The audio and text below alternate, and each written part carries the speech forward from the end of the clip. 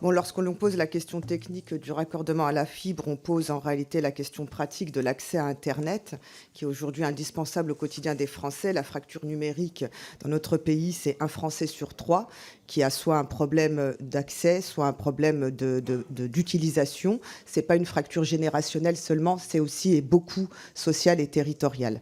J'y reviendrai un peu plus tard. Vous êtes satisfait, et on l'a entendu ce matin, d'avoir techniquement presque atteint les objectifs quantitatifs du déploiement de la fibre. Parce qu'au niveau qualitatif, on est en droit de vous questionner, parce que tout cela ressemble finalement à une innovation à 2 vitesses.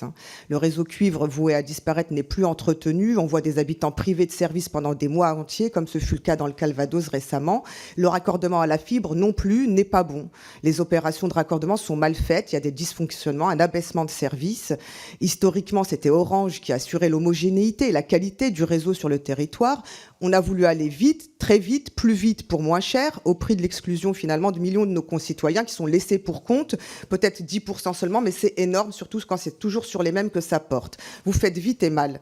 Je suis désolée de le dire comme ça. Vous avez bénéficié de la mansuétude de l'autorité de régulation des communications électroniques avec les fameuses dérogations stock, qui sont de la sous-traitance à l'opérateur commercial. Finalement, ce qui devait être l'exception est devenu la règle, et 75% des opérations qui présentent des défauts sont dues à la sous-traitance. Donc, quelles mesures avez-vous d'ores et déjà engagées contre le recours abusif à la sous-traitance? Le Sénat vient de légiférer, c'est la PPL Chaise.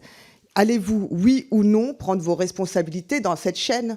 Donc, allez-vous stopper, moi je le dis très clairement, allez-vous stopper, arrêter de supprimer des postes en interne?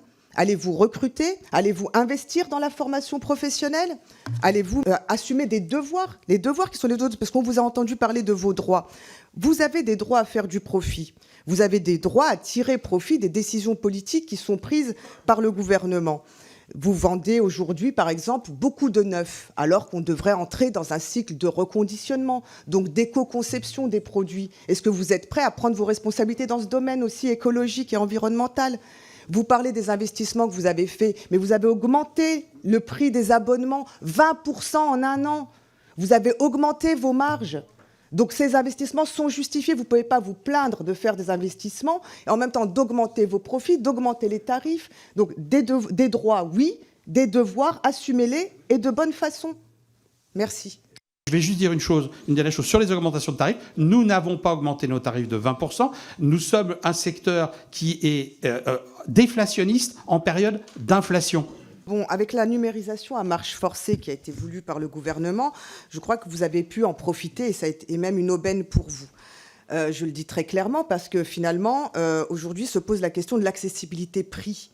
Et il faut sérieusement la poser. Vous dites non, il n'y a pas eu d'augmentation de 20%. Moi, je dis que vous mentez en disant ça, monsieur. Il y a eu une augmentation des tarifs de 20% sur l'année 2022 et vous avez même justifié cela au prétexte des investissements que vous avez faits, au prétexte des prix de l'énergie, au prétexte de l'augmentation des prix des matières premières. Donc ma question est très simple. Vous avez augmenté les prix. Vous dites que tout ça, c'était pour payer. Donc je vous demande quel est le montant des dividendes que vous allez verser en 2023 à vos actionnaires. Est-ce que cela va augmenter par rapport au montant que vous avez versé en 2022? Je vous pose aussi la question de savoir quelle est l'augmentation de salaire que vous avez pratiquée en 2022 pour tous vos employés, sachant que par exemple SFR a eu une grève au mois de décembre pour demander des augmentations de salaire. Ma question est donc très simple.